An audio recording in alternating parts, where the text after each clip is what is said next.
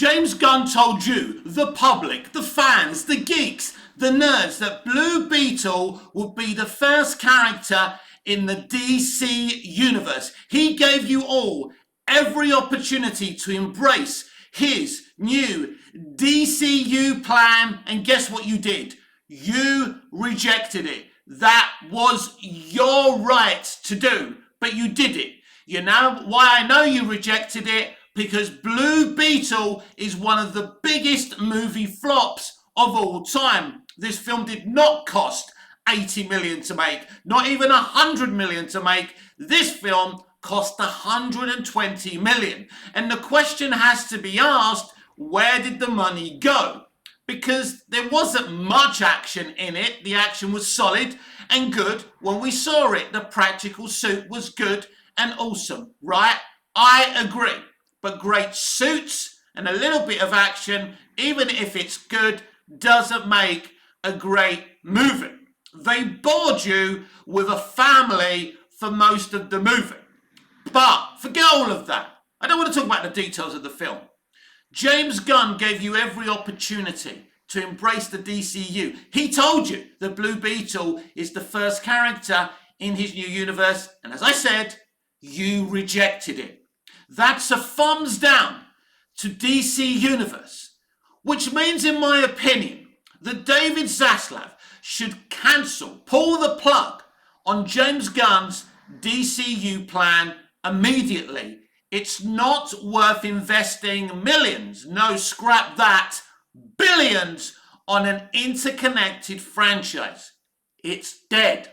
Fans, consumers, geeks and nerds are not interested in their droves in interconnected franchises. And a few of you are going to come in the comments and say, well, I am. Well, you're not enough, right? Because maybe you went and supported Blue Beetle, but most people didn't.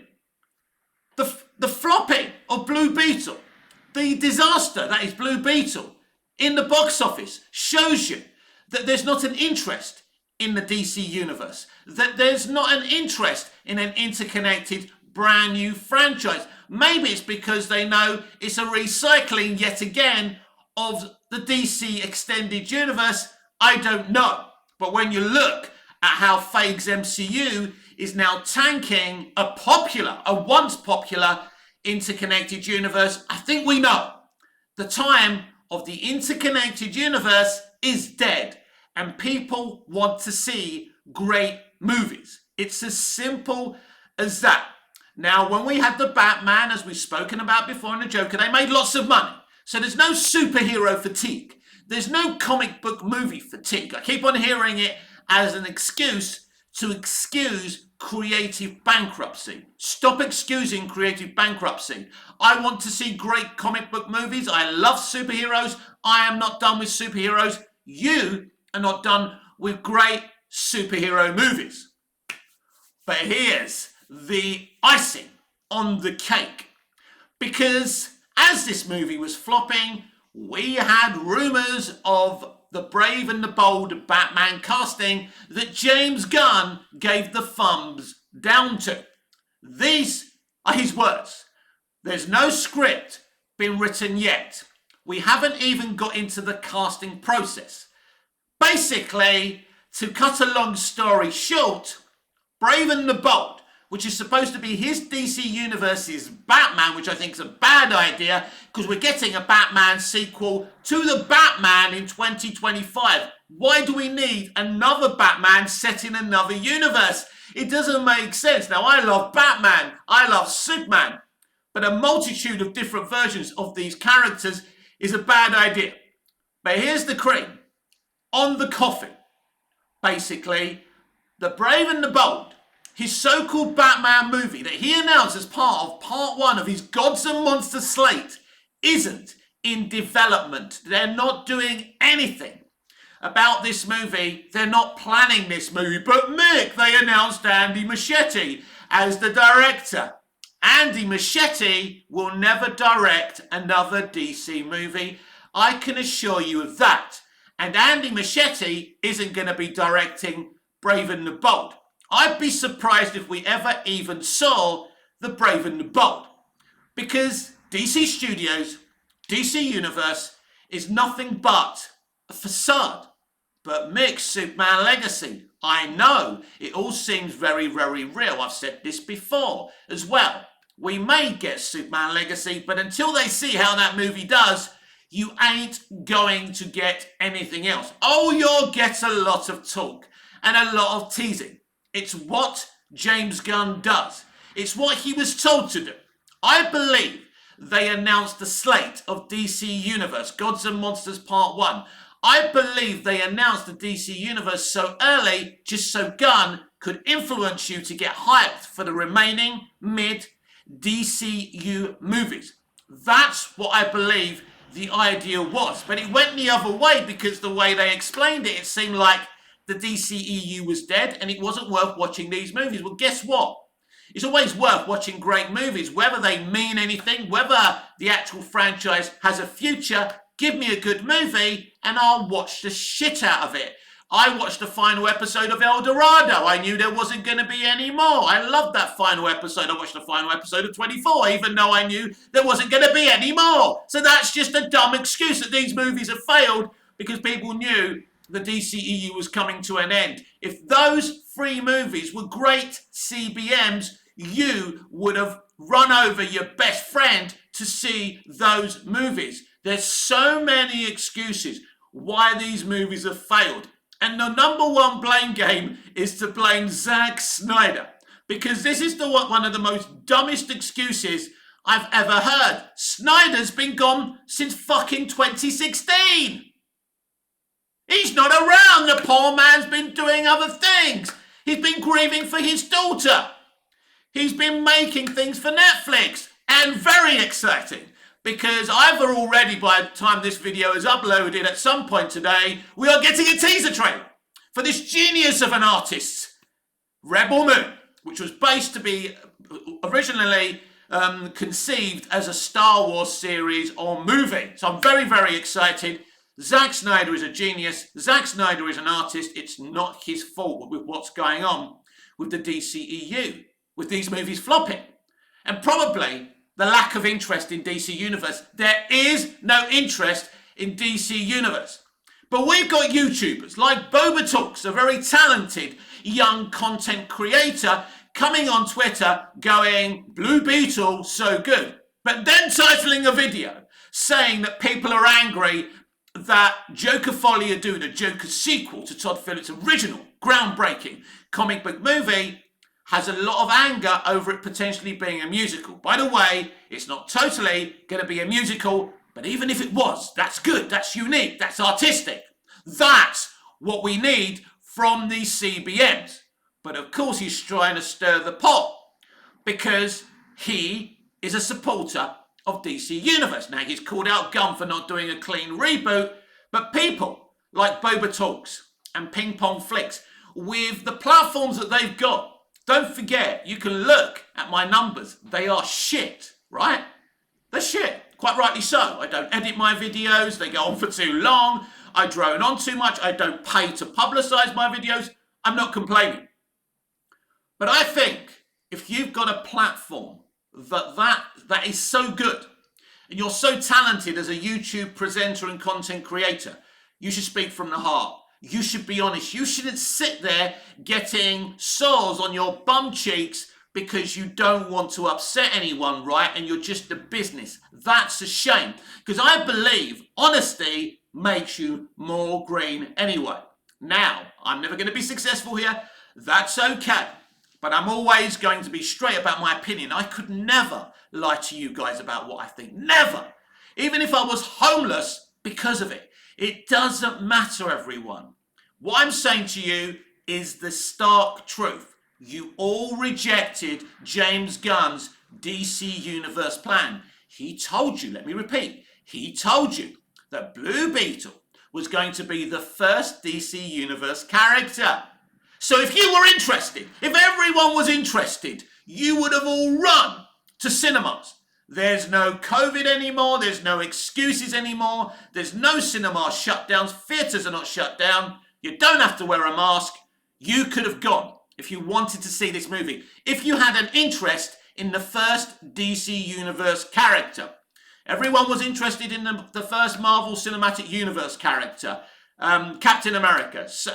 No, sorry. He was the first character, but he wasn't the first movie. Iron Man, right? You were all interested, even though most of you never heard of the character. Then Captain America, then Thor, you know. Because they were actually movies, because at that time the MCU were actually telling good stories about their characters. Because in the old-fashioned days, I mean, it's actually quite a long time ago now, we actually used to make good origin superhero movies. But then everyone started saying, I'm fed up of origin movies. I'm not. I love origin movies, by the way. And I think the Marvel Cinematic Universe did some really, really good ones, as has DC in years gone by. You know, movies like Aquaman and Man of Steel and Wonder Woman 2017. Brilliant origin movies for those characters. But Snyder's gone. They removed him. They reacted to an individual, unique artist that wouldn't condemn his vision to their shit. You can blame him as much as you want. It doesn't make it so. This is their fault. This is Jeff Johns' fault. This is Toby Emmerich's fault, right? This is Walter Hamada's fault. All the people they brought in who, I mean, I'm not going to say Jeff Johns doesn't understand DC. That would be an outrageous thing to say, because he does. But Toby Emmerich doesn't understand DC, and Walter Hamada, who's just a fucking accountant, didn't understand DC, because if you make films like Batgirl and Blue Beetle, you really don't understand what you're making films about. But let me tell you who does get DC. Zack Snyder. He got it. He got it, but he did something fresh and unique for a modern era. That's the point. We can't go back to 1978. As much as I love Superman the movie, going back to do a copy and paste of Superman the movie is a huge mistake. Even Smallville, that I adore, you can't go back and do that again. It was done, it was pioneering, it lit the blue touch paper, but you have to come up with new ideas. And Zack Snyder did. And it wasn't for everyone. And that's okay. Nothing is for everyone. Doesn't matter what you do with Superman, there's going to be some people who simply don't like it. It's as simple as that. But you rejected the DC Universe. The DC Universe should be cancelled because the experiment has already failed.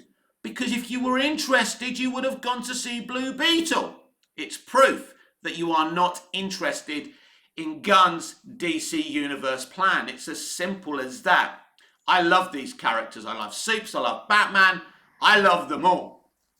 And there was a time where doing a brand new interconnected franchise would have excited me, but not anymore, because that goose has cooked. There is not enough interest in it. Barbie is an individual movie that everyone went to see. Oppenheimer is an individual movie that everyone went to see.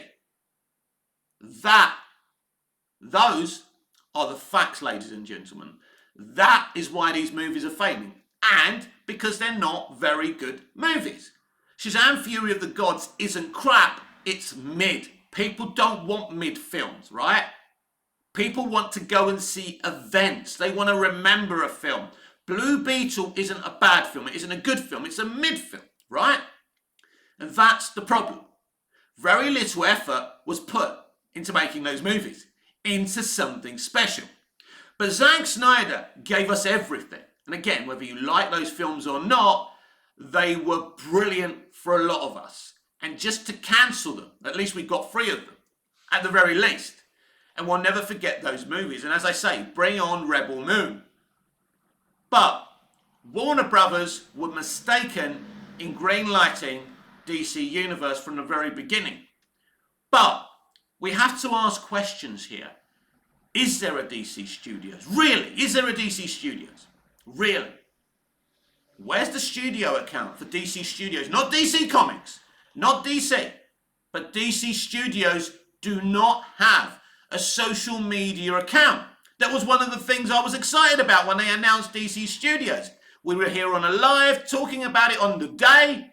You were telling me, and when I was telling you how exciting it will be when we get a DC Studios logo and a DC Studios social media account. Where's the branding for this brave new world. It's a facade, everyone. It's not a reality. I don't believe them. I don't trust them.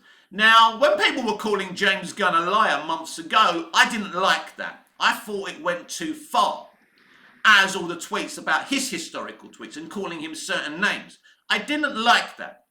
But now we know that James Gunn is in fact a liar. How do we know this? When did this happen? When he kept on coming out saying that the Flash movie was one of the best superhero movies he ever saw. That, my friends, was a lie. You lied, James. This proves that you are a liar. That's a shame, because I always liked you. I thought you were an upfront guy. Very sad, because you've made some really good CBM content. As I've said before, I love Peacemaker as well. So it's not about what you do within your content. But we do have a serious situation here. I've always wondered if he's a one-trick pony. I am worried that he is, and that's one of my problems with him making Superman in the first place. But it goes beyond that. He lied.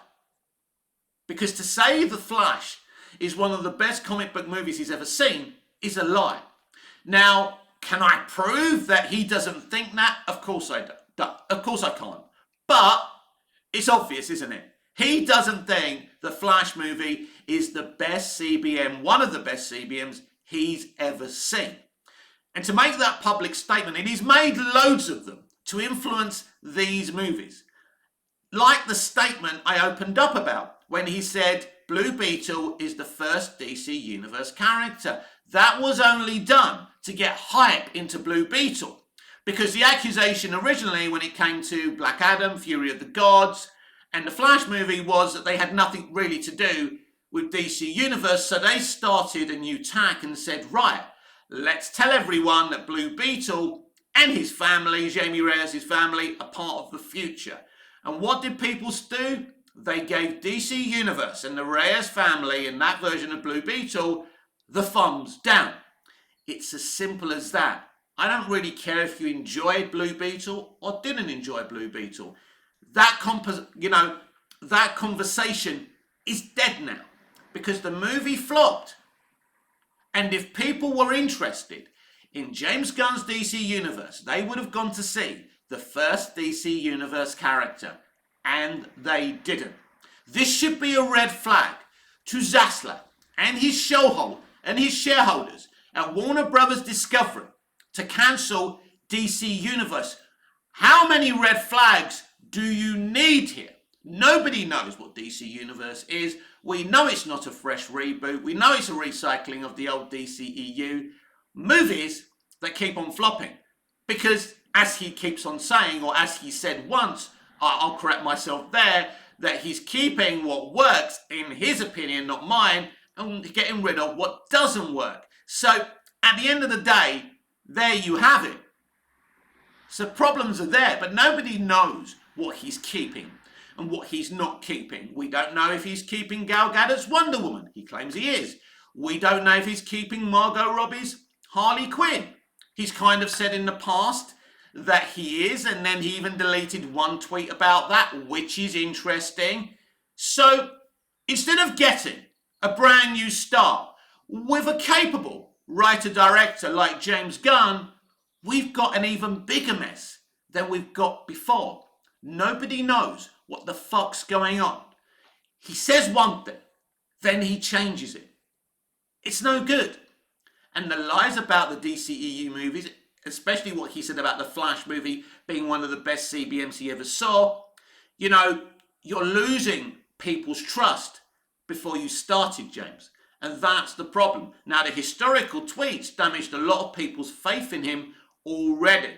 So it was interesting that they gave him the co-CEO of DC Studios job in the first place.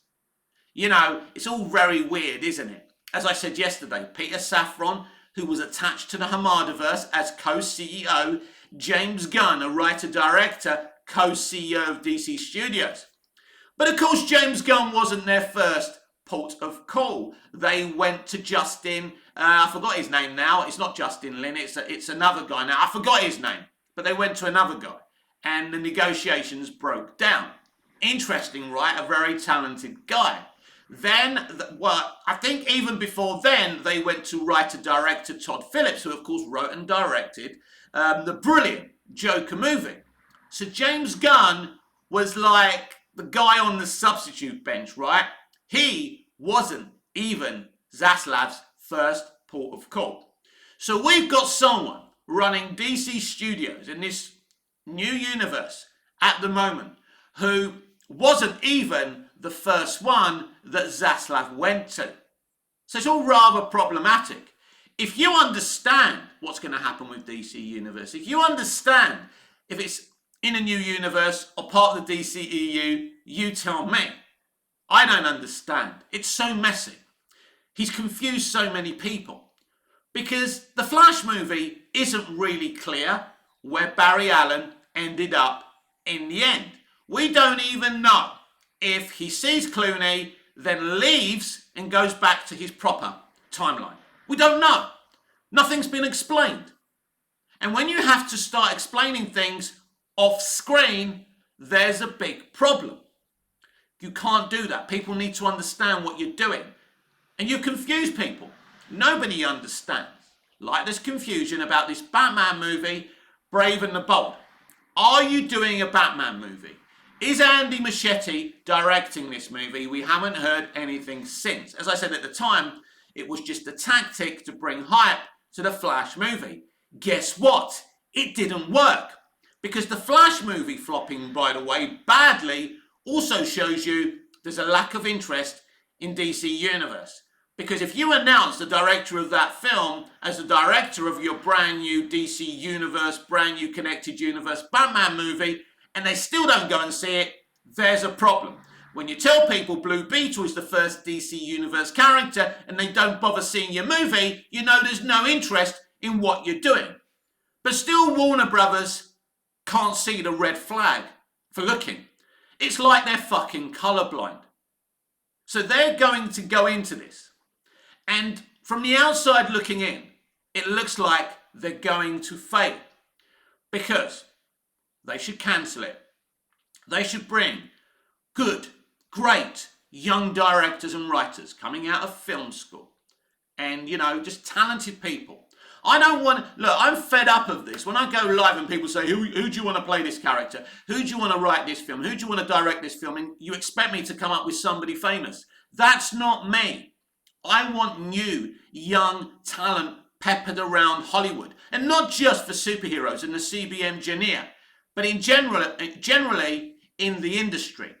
And it doesn't happen. All that happens in this game is people fail upwards. People connected to other people who are not good enough at getting work. And it stinks of last year's garbage. Hollywood is on its knees. It's in trouble. They're indebted. They've driven away all the people who used to make the money. There's a divide in the industry as well. They need to charm us back into cinemas, and they're not doing it. People went to see a Barbie movie and they had fun. Now, I believe Barbie is part of the Hollywood problem. Its attack on men in that film is absolutely toxic, but people enjoyed the movie. So, fair enough, right? I put my hands up. And obviously Oppenheimer is making bags of money for an R-rated movie, 700 now. It'll be interesting where that movie finishes. But I'm not surprised it's a great movie. I'm not surprised it's doing well because it's Christopher Nolan. The man's a genius. And that's what we need. Geniuses. Pioneers. And we don't have them. And even when you look at a couple of names mentioned to be working at DC Studios, they don't exactly fill me with confidence. Now, James Gunn has brought some comic book people to work on these movies with him. I'm just concerned in the people from comics he's chosen. And that's the problem.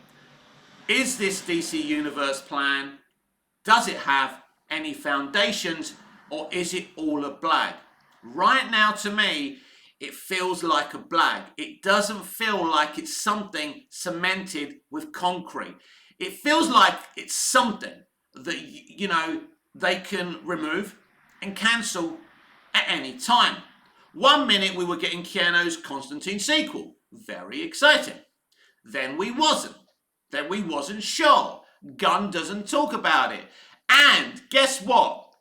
Basically, Ta-Nehisi Coates and J.J. Abrams' Black Superman movie is still officially in active development, but nobody's doing anything about that movie because they're too scared to cancel it. So how can you be a competent CEO like Gunn and Safran and not stand up and say, we're not doing that movie. We're doing our own Superman movie. Bringing in a DC Studios, bringing in two co-CEOs, as in Gunn and Safran, was meant to distill the confusion, to move to a brave, exciting future. And all it's done is made things worse. And I don't understand when you look at the mistakes of the past and then you make the same mistakes again, and again. Gunn came in and made a big announcement and spoke about the problems with DC of the past. And he actually said he was looking to fix these problems. But in fact, he's enacted the same problems and made a bad situation even worse, even before he's called action on Superman Legacy. And that's my issue. And that's my problem. I don't dislike James Gunn. I don't have some deep, dark kind of, anti-James Gunn rhetoric. I'm only telling you how I see it. And I see a lot of problems here because people should have rushed out to see Blue Beetle, whether it's a good film or not. People used to go and see mid-MCU movies just because it was part of that franchise and they felt they couldn't afford to miss the next chapter in the MCU saga.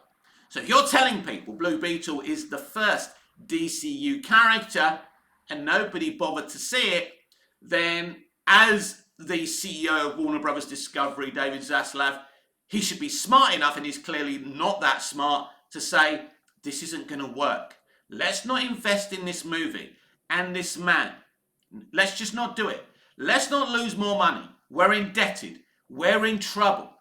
Right? Our DC movies are not working. But clearly, there's money in DC. Clearly there is. There's money in the Batman. There was money in the Joker, right? There is an interest in DC. But it's clear it's also a very damaged trademark because they, the studio, and different leaderships from years gone by have damaged it. But I don't think it's irreparably damaged. I don't believe that the damage is permanent.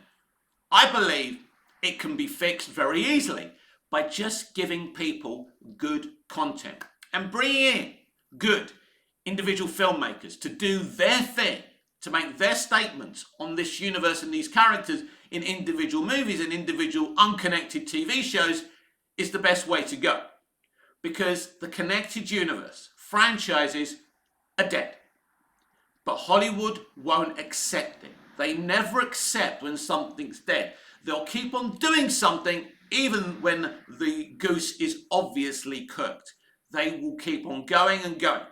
Number one, they're stubborn. And they don't like outside voices. They don't. This is why they hated AT&T and Jason Keeler and John Stankey of AT&T, because they were deemed outsiders.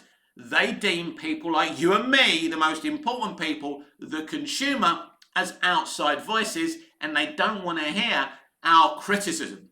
But our criticism comes from the heart, from the best places. And actually, our ideas right now are better than theirs. Most intelligent people understand that DC Universe cannot work. That people didn't go and see Blue Beetle because they have no interest in DC Universe. We can see it. We can smell it. We can see the red flags. Why can't they? Why would you continue with something when you know it's not going to work? But even worse, it doesn't really seem that they're genuinely interested in doing an interconnected plan, a franchise, a DC universe. It just does seem a facade, because basically the Gods and Monsters Chapter 1 announcement was just a bunch of titles. That's all it was. That's all it ever was, and that potentially could be all it's ever going to be. Now, mark my words, a lot of you don't agree with me. I know some of you may not even understand where I'm coming from. But you should bookmark this video and come back to it this time next year.